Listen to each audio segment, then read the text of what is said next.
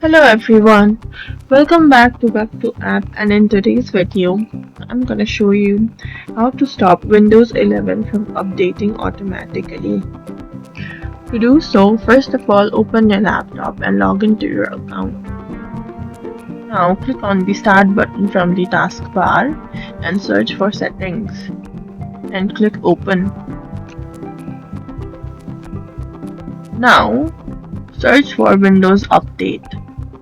Once you find it, open it and you will see a lot of options.